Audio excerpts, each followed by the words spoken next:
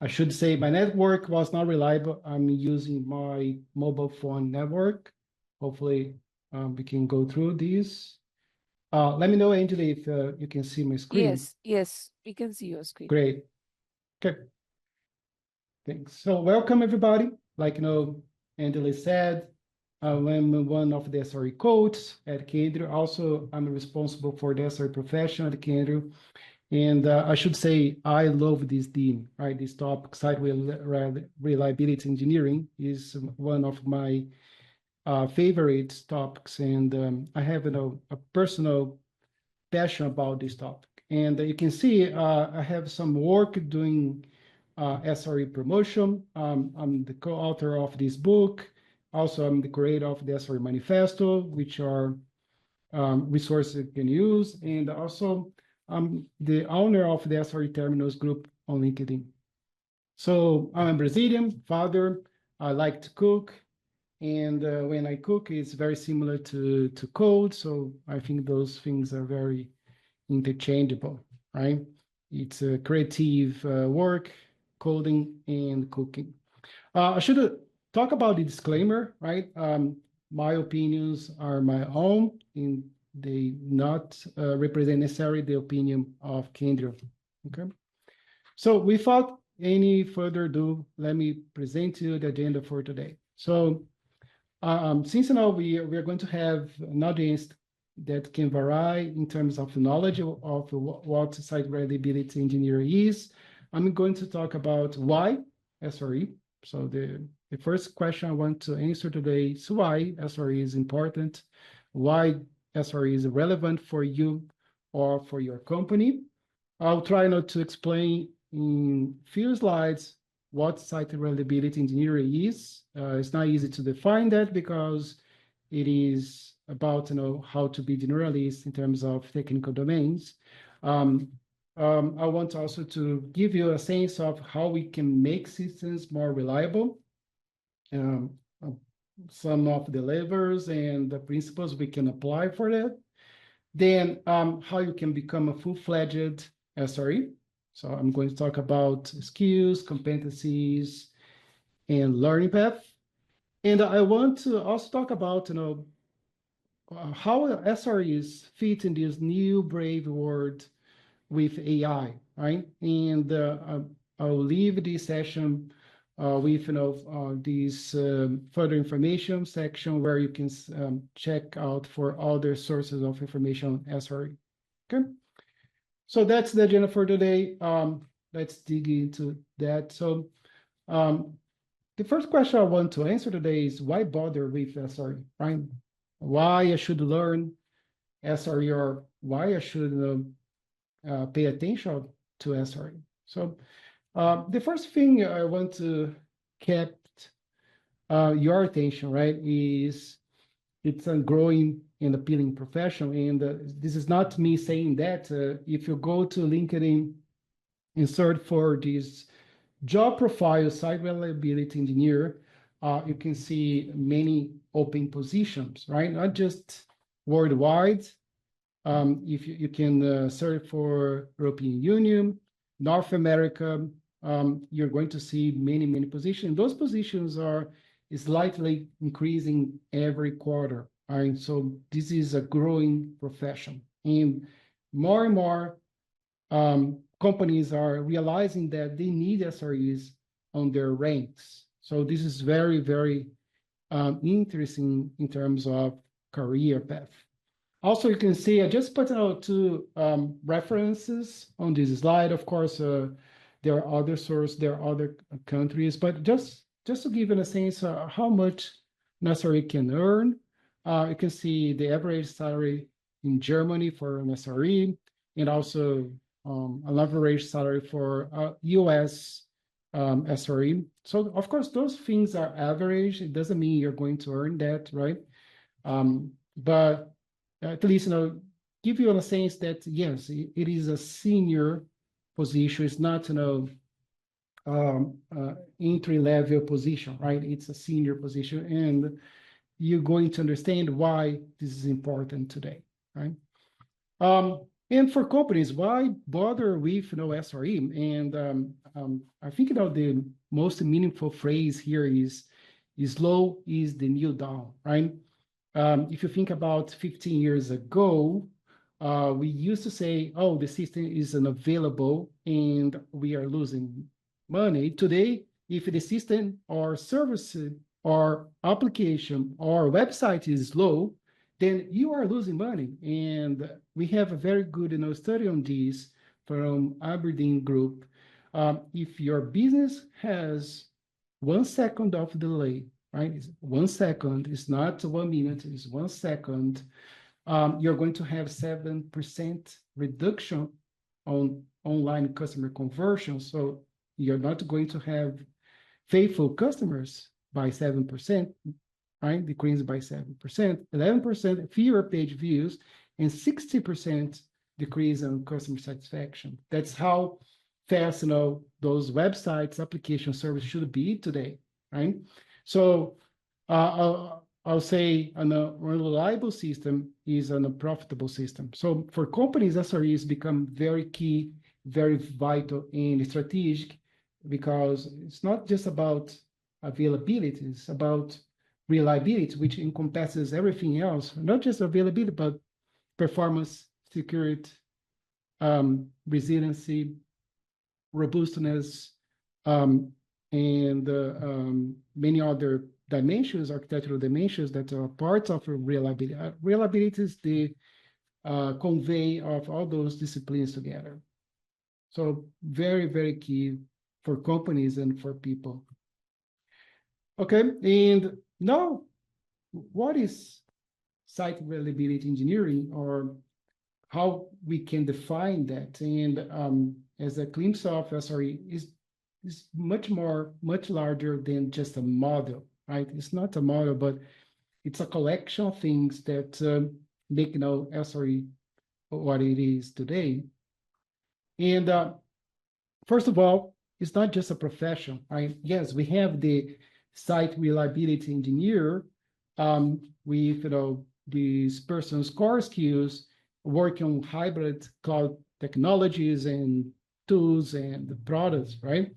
But it's not just profession, it's also a mindset. So if you don't change your mindset to become an SRE, then you're not going to develop all the SRE principles, values, and practices, right? So it's much more than just a profession. It's also a mindset and a collection of practices, right? So we do have a huge list of SRE practices. And if I sum up those three things, profession, mindset, and practice, then we can say, yeah, this is site reliability engineering. So you need to not just look at individual components, but you need to sum up all those things together to have all those pillars together to have SRE, for sure. And if you want to compare to another profession, I'm not saying they are equivalent, but let's say, how can I compare to another profession like product manager? So you have the roles like product managers, scrum masters, program managers. You have the mindset because you have an institute like PMI saying, yes, those are the values and principles of product management. You have the Agile manifesto saying, yes, this is what is important inside any Agile methodology or technique. And you have a collection of practices. You have the PMBOK, you have the Agile practice guide and other methodologies, right? So SRE is the same, right? Of course, they are not equivalent, but just to give you the idea, comparing to another profession here. And you need to work on all those pillars, not just one or another, to have SRE. You need to have the three of them. So yes, you can say, yes, I do have site reliability engineer inside my company, right? And how we can define this professional and where they work, right? So as you can see here on this slide, those professionals have a right mix of knowledge, right? And the competency and skills. It's not just systems management. It by all means, this is a technical profession. But they do have skills in software development, programming, coding. They know data structures and algorithms. They know how to manage systems and subsystems like, database, middleware, operating systems, network, storage, you name it. So it is a professional that has a good mix of different skills on different knowledge domains. That's what makes really interesting to have SREs, because they are technical generalists. Okay? And they focus on reliability, right? That's their focus. And like I said before, reliability is not just availability. Availability is something that is common to us, right? We need to make systems available, but if it is just available and not resilient, then any catastrophe or crisis can make your system available and reliable. If your system is not secure, then you can suffer a cyber attack, and your business will go down.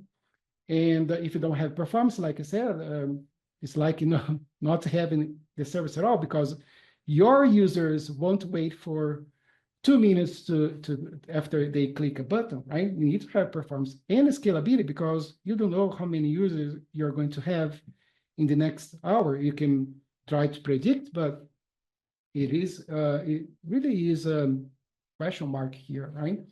So reliability is their focus. And when I say reliability, it means everything that I'm putting on this slide: availability, resiliency, security, performance, and scalability, at least, right? So all those are dimensions, and reliability is a function of those dimensions. And their mission is very clear, right? They want to, first of all, protect the user experience. They want the user experience to progress, and providing a flawless experience to those end users. So think like that. If my end user, the user of my system or service or software, is happy, then my business is working, and then it is a profitable business, and then everything else is happy, right? So that's another focus, because they need to see what's happening from the end user perspective, not from the infrastructure perspective, because the end user doesn't see the infrastructure, right? And on this right side of this slide, you can see their environment. First of all, change is constant and fast, right? We have the change requests every day.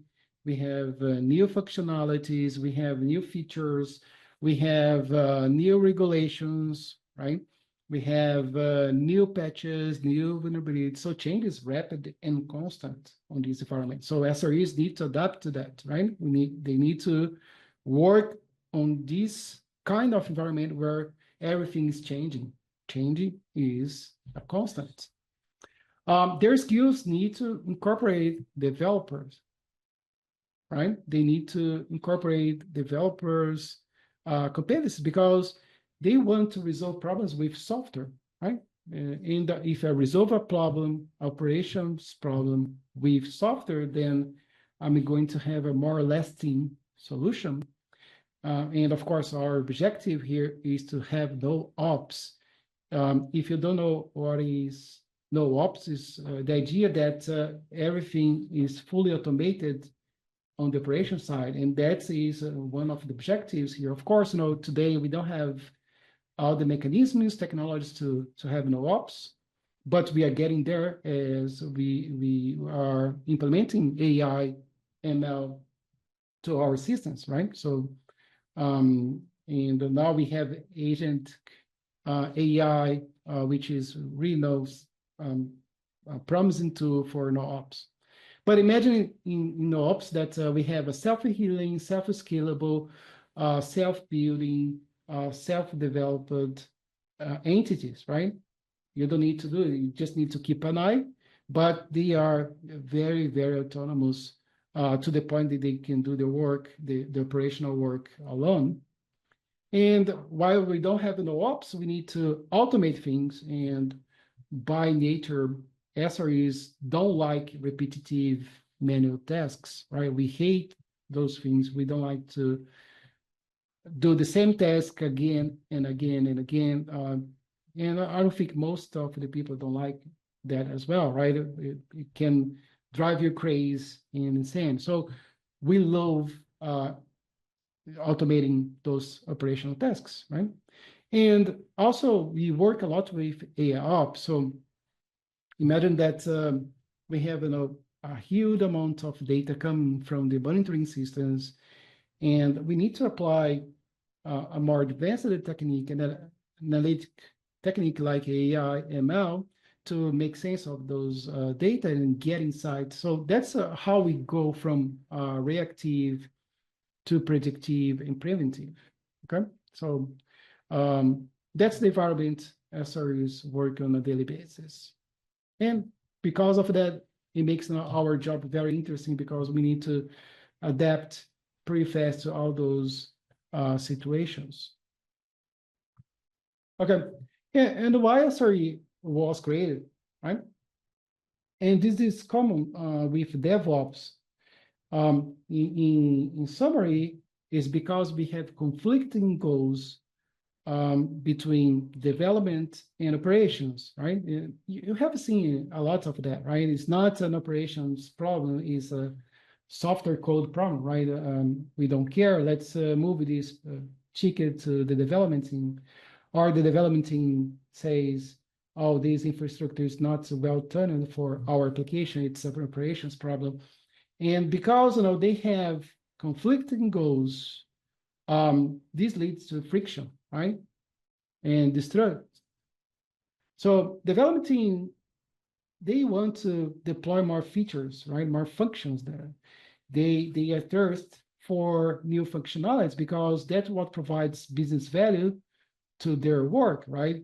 You want to have more features in your website so you can gain more users or more fidelity from user, or even more incoming, right? And that translates to velocity and productivity. But on the other hand, we have the system administrators, right? The operations team, and they want to focus on systems and solution, and they want to focus on stability, right? Performance, reliability, correctness of data sets. So that's their focus, which differs from development team, right?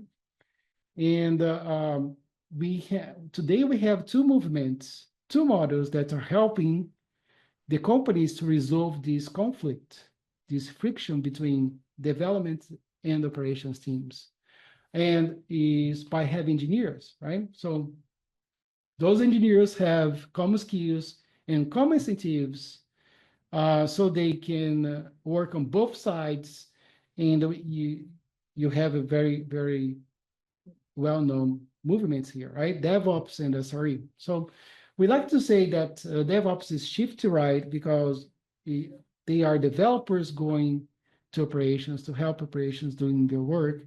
And SREs are how we apply software engineer to operations. So we can say now, though one is shift to right and shift left in this sense, right? Just to differentiate DevOps from SRE. They are symbols, they share many values, but of course they have different practices. And you can see on this slide, they have different objectives in terms of how to break those silos, right? But in the middle, they meet and they have common skills and incentives. Okay, so that's the orange of SRE and DevOps as well. Okay. So how can I explain SRE in big shell? Because it's not a nutshell, it's a big shell. It's a lot of things. So on this picture, I want to talk about the values, right? The principles and the practices. And the principles, they are coming from, of course, the literature. They come from the Google SRE books, and they have some very interesting principles that make SRE unique. The values are shared with other professions and other models like DevOps, but they have a unique value here, which is systems thinking. So first of all, inside principles, you want to make your operations scalable, right? So we don't want to put more people if you have more applications or more workload. Instead, we want to have automation and documentation in place. So if you have new workloads, you don't need more people. You just need to expand your automation. So that makes your operations scalable. And that's not just good for the business, it's also good for the support teams, right? Because if you have more people, you need to have better coordination. You need to have better communication. You need to have better people management in place, right? So it all has its own cost, right? So if you make your operation scalable, then if you have more workloads, right, just need to expand the automation platform to incorporate the new workloads, right? So that's a very important principle for SREs. Another one is you need to work on operational work. And when we say operational work is basically incidents, problems, and changes. This is the operational work typical from operations team, support team, or system administrator team, if you prefer. But SREs also need to do engineering work because they need to implement automation, they need to implement observability, they need to implement many other competencies. And if they don't have time for that, then they can only perform an SME role, a system administrator role. So one of the principles here is to divide their time to do operational work because they need to do operational work to understand the pain points, the risks, the technical debt, but also work on engineer work like automation observability, reliability improvements, system design improvement, software development improvements, software test improvements. So everything related to engineering that can increase the overall reliability of those systems. Okay. So very important second principle here is to allow time for engineering work. Okay. Also, since we want to break the silo between development team and operations team, we want to, for example, if we have excessive operational work, we want the dev team to be part of our team, right? So usually, if we have too many incidents or too many problems or chains, we send the overflow to the development team, right? So they can also see the pain points and improve, the stability of the system. And by being a best practice, we also want to share 5% of the operational work with the development team. That's one of the principles that help us to break the silo between development and operations team. The fourth principle here is we want to measure everything, right? We are eager to have metrics, KPIs, service levels, and that means service level indicators and objectives.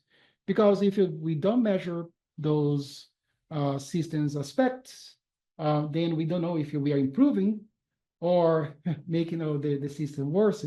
So very important principle inside SRE is to measure everything. But of course, we have specific techniques for that, service level indicators and service level objectives. We define them and we measure, and we start to see how to improve them. Another principle that is very key here is error budget.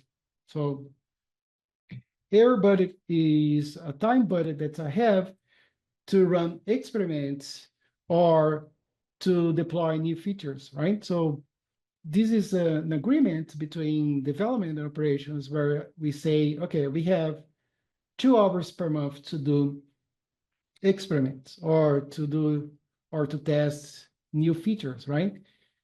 Without losing our objectives, without losing the quality of my system services.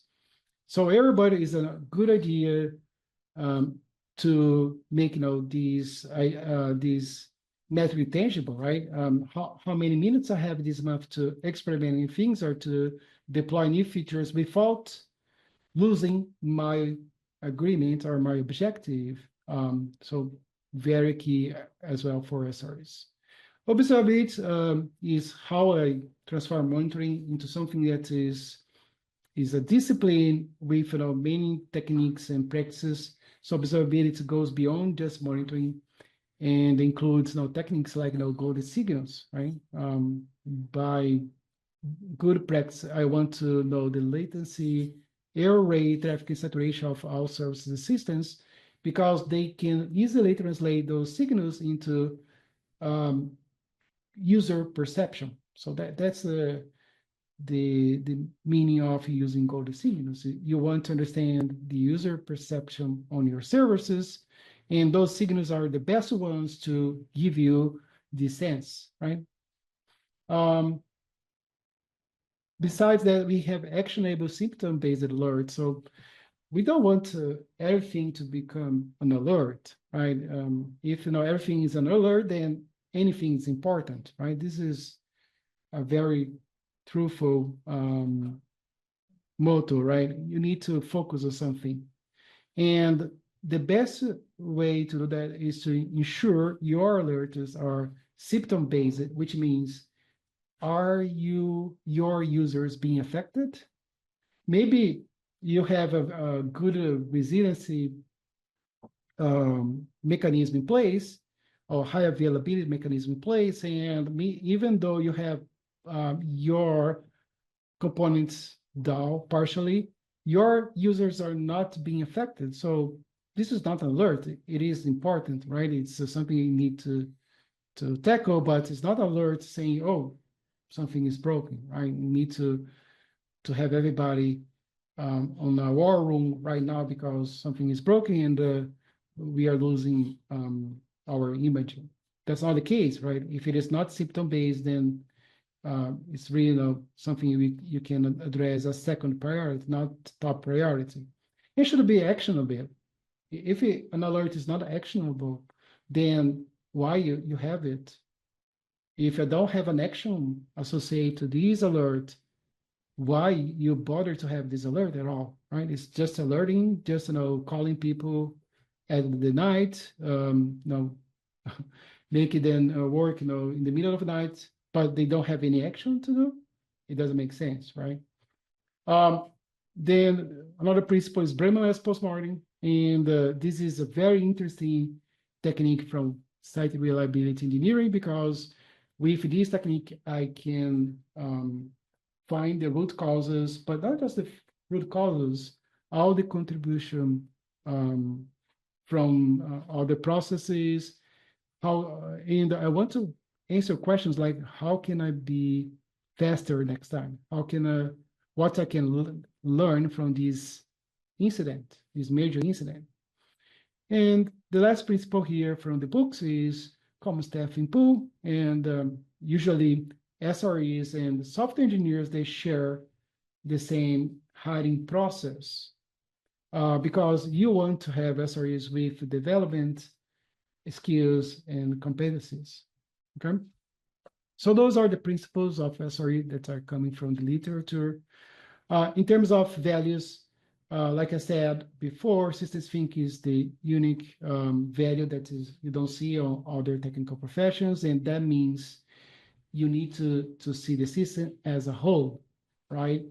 You don't want to understand each component individually, like, okay, I only want to focus on the database, but you want to understand the whole system and how the database affects all other layers and components in the infrastructure, how it affects the application layer, the code packages inside the application layer, and how, even more, how this database affects the users. If I have a deadlock, if I have a database issue, how this affects my end user, right? So very important value that differentiates SRE from other professions. And in terms of practice, you're going to see many hundreds of different practices, and they are divided by the layers on this hierarchical pyramid, which is called the reliability pyramid. And it's very interesting because it tells you where to start. So the first thing you want to tackle is really monitoring, right? Then your incident response, then your postmortems, RCAs, then your test and release procedures for your software package, capacity planning for your infrastructure, development process for your software package, and how you treat your solutions application as a product, right? So SRE practices are divided into those layers in this pyramid, and that's what makes also interesting the SRE model, because you have a priority here, right? You start by implement the monitoring practices like golden signals to transform monitoring into observability discipline. Okay. So this is a very overview, high level, brief site reliability engineering. I will give you at the end, the books link so you can read those books. They are those two here. They are free. You can just read them online. Okay, so with this quick introduction to SRE, I want to move to our next section here, and just to give you a sense, how SRE can really help make your systems more reliable, right? And like I said before, many times right now, reliability goes beyond just availability. It's a conjunction of other engineering architectural disciplines. Okay, so let's ensure we have that in place. And here I want to explain how complex is the new environment, right? So today, if I work with microservices, you're going to see something like this, right? I have a network layer, I have a storage layer, I have database layer, I have VMs, containers, I have Kubernetes here, I have microservices, and I have browser mobile apps, right? Browser based on mobile apps, and I have my users, right? So I have different layers, different components, different systems and subsystems, right? This is the reality of our current solutions. And if you don't have a legacy application, you're going to see something similar to this. So very, very complex because you have interactions between all those components. You have dependencies between all those components. And by the way, you need to monitor all those components, yes. So you're going to see techniques like synthetic user monitoring to monitor your users, what they are doing. Are they clicking a button, spend more time in a certain area of the screen, or how they are operating your mobile app, right? How many times they use per day, or is there a specific time of the day they are using this functionality more? And so we have something called synthetic user monitoring, and another possibility is real user monitoring. So those are things that exist today, and they are monitoring features of a monitoring platform or solution. Also, because I have microservices and I want to know how many microservices or which microservice on a user session has used it, then I need to use distributed tracing so I can trace back the path that the user or transaction passed through my microservices ecosystem, right? So this is very important if I want to know which microservices are in use, which ones are not, or how many microservices a transaction should go through to get a result, right? So there are many, many things, metrics I can extract from here, but I need to have something like that in place. Also have my application monitoring, API monitoring, if you have an API-based application. Also have performance, application performance monitoring. Everything here provides a log, right? It's common to have loggers inside your code. Those components and subsystems also generate logs, and you need a log management. Otherwise, you need to check thousands of different files. It's not manageable. So we use a log management to concentrate and consolidate all the logs from your system. And also, of course, we have availability monitoring, which is very common. And you can see those things, those components of your monitoring platform are generating data, and they have a specific name: metrics, traces, logs, right? And these feeds into a data lake today. So it's a big data problem here. I don't have a small amount of data coming from monitoring systems or components anymore. It's a big data problem. And we call these also as MELT, metrics, events, logs, and traces. And this is a data lake today, okay? And by having event management, which is capable of reading those metrics, traces, and logs and transforming into events, I can now put rules to say that certain events, they should be alerts. For example, if I have an event, a metric saying that my latency is over 2 minutes, and I know that after 2 minutes waiting for a transaction to end, the user will give up and curse our system. So this becomes an alert, and I can notify the SRE that, yes, we have a latency issue on these components here. It takes more than 2 minutes to respond back, investigate, right? Also, I can use dashboards to visualize this data, and we have many tools for that, Grafana, Kibana, and others. So I can visualize those data sets and start predicting the behavior, because now I have all the historical data. I can definitely check for predictions here and projections, right? And since this is a data lake, I can add an AI model or machine learning model, and now I have AI ops, and this will give insights to me. So I know this is a very complex environment.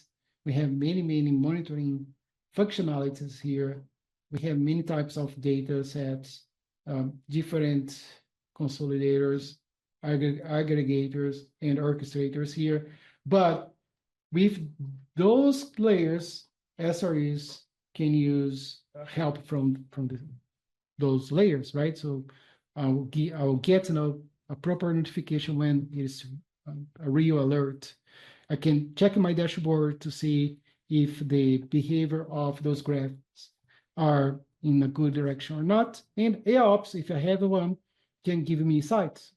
Insights are very interesting here, like you're going to see a problem with the server within a couple of hours because the storage is increasing, and there is the deletion routine is not capable of handle that. So go there and investigate, right?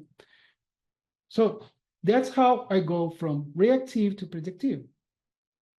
I have a very complex system. I need to have the proper tooling and systems to have at least those things: alert, notification, dashboard, and AIOps inside. See, if I have the three of them, then I can be predictive. Now I have predictions, projections, and not just alerting. Alerting is reactive, right? And we have a problem. And after we have AIOps here, then I can do pre-alerts. It's not alert yet, but it's a pre-alert. So this is the new environment SREs work on, and this is how SRE, site reliability engineer, can make your systems more reliable, going from reactive to predictive. And how we can measure that, right? That's a very good question. how can we say, yes, the SRE adoption is going pretty well, right? We are improving something, right? So what are the metrics or KPIs that can ensure your SRE model adoption is going to the right direction? Again, we have this very complex diagram showing you how SREs use observability discipline to create solutions for monitoring, log management, event management, and analytics and AI, how we measure service levels, error budgets. And if we use everything here, I can start measuring KPIs. And one of the KPIs that we have inside SRE is mean time to detect. Okay. So what is the average time to detect an issue? If it is 4 hours, then it's not good, right? You take 4 hours to detect a problem. That's not good. You're going to be very reactive, and maybe the problem is even worse after 4 hours, right? So very key performance indicator that you can use to see if your SRE model adoption is going to the right direction. Another one is mean time to knowledge, is when I have received the alert and notification, and I'm now aware of this problem, incident, and I'm working on it. So how much time it takes now on average to have someone working on your incident? Mean time to repair, how much time on average you take to repair an incident, a disruption, or slowness, or a storage issue, or latency issue. Of course, the lesser you have here, the smaller are those times, the better. Another one, mean time between failures. So MTBF. On average, how much time it takes now to have a failure in your system. If it is 1 week, then it's not good. Every week you're going to have an incident, and this will be disruptive for you, and make your users not happy. And we have other KPIs to help you to understand if your SRE model adoption is going to the right direction. One is percentage of end user tickets. So this is horrible, to say the least. This is the case where your end user detected the issue, right? So the end user is not capable of use your system or service, and they are calling your help desk and say, hey, folks, I think we have a problem because I'm not able to complete this transaction. So if you have end user tickets, it means your monitoring platform is failing or your observability discipline is not in place. Okay. Another good indicator is the percentage of automated toil. And toil, I didn't define yet, but toil is all the repetitive and manual tasks that we have on the operational work. So you don't want to have toil, because if you have toil, then it means your operation is not scalable, and you want to decrease this percentage. Of course, you want to implement automata in your environment, so you have the minimum acceptable number of repetitive manual tasks there. Okay. And of course, since you have error budgets for innovation, for experiments, and also for new features, new functionalities of your services and systems, then you need to utilize that. It's not something you want to keep, at the initial value, right? You want to utilize this error, but so you can doing experiments and also implement new features and test new features to see if you can earn more money. Okay. So those are the metrics, KPIs that you can use to check that. And this is how SRE works as a business value driver for your company. So if you have the observability discipline, you're going to have a shorter mean time to detect. That's a logical conclusion here, right? If my monitoring systems are in place, they follow the observability discipline, then yes, my mean time to detect is shorter. There's a logical conclusion here. And because my mean time to detect is shorter, then I'm going to have a reduced downtime.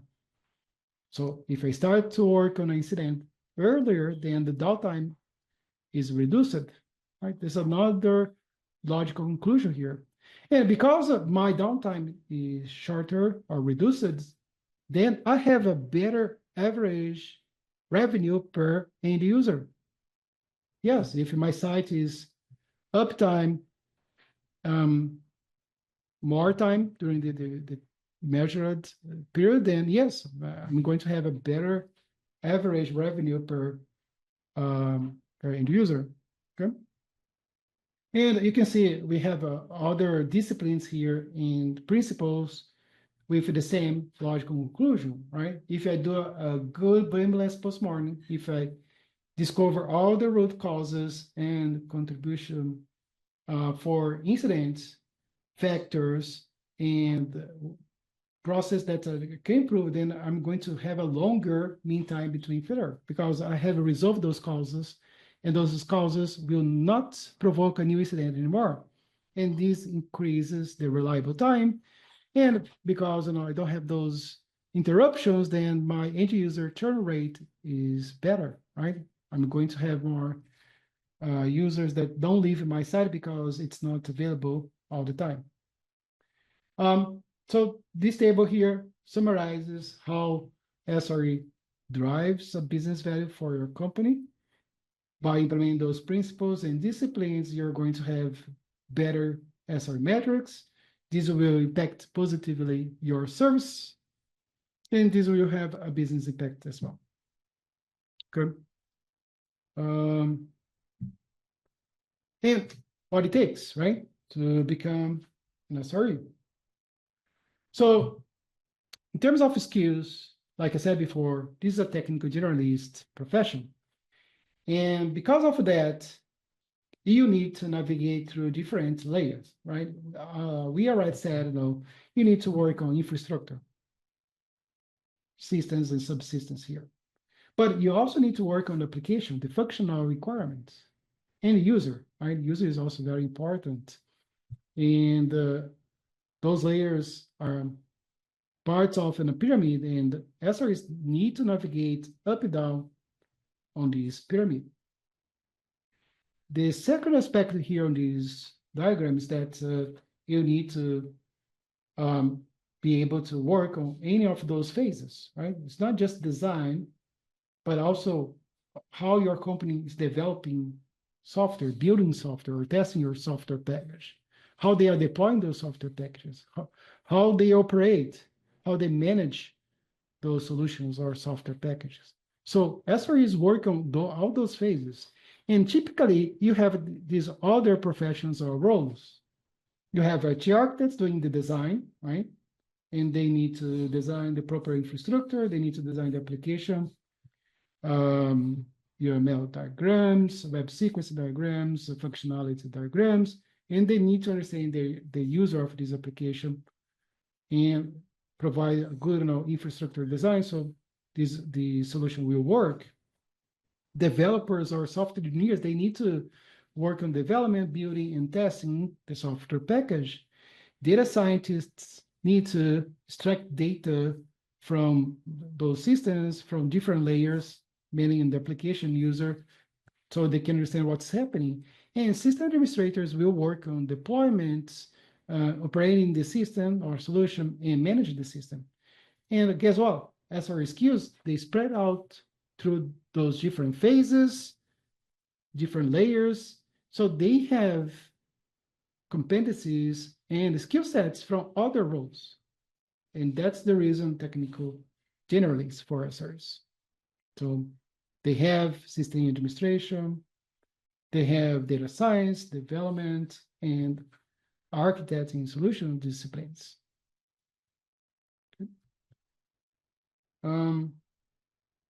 And those are some of the core competencies. We won't have time to talk about all of them, but I'm giving you this material afterwards, so you can see those are the main core competencies for SREs. And what's the part here is that these go beyond a single knowledge domain, right? So when I talk about system thinking for reliability, it belongs to the systems engineering domain. Software engineering is there, and this is, of course, software development domain. Automation, right? We want to do a lot of automation, make your operation scalable. We want to work with monitoring and event management systems. We want to ensure we make our decisions based on data, right? We are not a person that use the gut feeling. We really use data to make a decision or to convince our leaders or colleagues of a direction. In troubleshooting, right? This is very common to our organization. And we also have soft skills. Here you have some of the practices. Those practices are common to DevOps and other professions, but there are practices here that are unique to SRE as well. And how you can learn SRE, right? So I want to ensure you understand this diagram. First of all, you start here, no knowledge, right? I don't know anything about SRE. I'm not sure it's the right place for me. So always starts with an interest, affinity, right? And you take courses to have the conceptual knowledge. Now you know what to do with SRE. Maybe you don't know in a clear way, but at least you have the conceptual knowledge. And the next step is to have attitude, okay? So after you have interest or affinity, you need to have attitude to move on. So you're going to do labs, you're going to gain practical knowledge, right? And now you know how to do SRE because you have practical knowledge. You have implemented practices, SRE practice into a lab. And guess what? You have technical certifications for that, right? You can not just learn, but have an accreditation so you can showcase this to the world. And after you have the practical knowledge, you need to gain experience. And for that, you need mentoring, right? And after you gain experience, then finally you have competency. You're competent. You have the knowledge, natural ability, and experience to apply SRE anywhere. Okay, so that's how you go on this career path. I'll leave this for later, but inside this material, you have this game, right? You can do this in your room or in your home. It's very simple. You have here 12 questions, and you need to classify your answers as love, like, dislike, or hate. Okay. So, for example, your boss asks you to resolve a problem that no one else ever resolved. How do you feel about that? You love that, you like that, you dislike that, or you hate. I hate you, boss, right? So just mark hate, like, dislike, or love for each of those questions, and then check the points. So love, 5 points, like, 3 points, dislike 0, hate is -3, negative. And here you're going to see your affinity with SRE, right? Of course, this is not a human behavioral test. It's just a game, but at least you have a way to see how can you perform on this game, right? I think we are running out of time, but let me check. Angeli, do we have 5 more minutes? Yes, Rod, we have few more minutes. You can go ahead, no problem. Yeah, yep. Okay. So I want to touch base this AI, new brave AI word, and just another position SREs and DevOps engineers on this new word, right? So here you can see what's called model ops. Basically, it's a framework where you have AI-powered applications, right? So you have an application that has AI or ML model inside. And of course, you need to start with model design, then model development, and then model deployment monitoring. And model here is AI model, like large language model, or ML model, like linear regression model. So any AI ML model, and this is how you operate this application using DevOps principles, right? SRE DevOps principles. So we call that model ops. And you have different personas working on this framework. And of course, the most important persona here is the user, right? Because it provides feedback if he or she is liking using your AI-powered tool, right? And this provides you governance, not just designing, developing, but deploying, monitoring. SREs are here, right? SREs are responsible for building this platform, and this involves a very specific set of tooling. They are responsible for implementing the observability discipline, so they can monitoring what is happening on each phase or each cycle here. They are responsible for automate those integrations and operational tasks, right? And make this reliable, right? And when we say this model is reliable, it means the answer from the large language model, ML model, is trustable, right? So this increases the complexity, but it also makes the SRE work more interesting, because now I need to understand what is reliability for AI, right? How I make AI answers, predictions, inferences reliable. So this is a new brave word, but yes, we are there, right? Observability is key here, because if my AI model starts to do hallucination, that's bad, right? You don't want that. And if you have used ChatGPT or any well-known AI model, you have experienced that. Okay? So this is the new brave word, and SRE is there. I want to give you these as well. You can read the SRE books from Google for free. If you want to join the movement and support the SRE, we have the SRE manifesto. You can sign, you can contribute. You have the conference from SRE Call, very excellent materials there, conference sessions. And we have also labs here at the Kent Open Source. So with that, I'll leave you with my contact information. And if you want to, you can connect to me on LinkedIn. Thank you.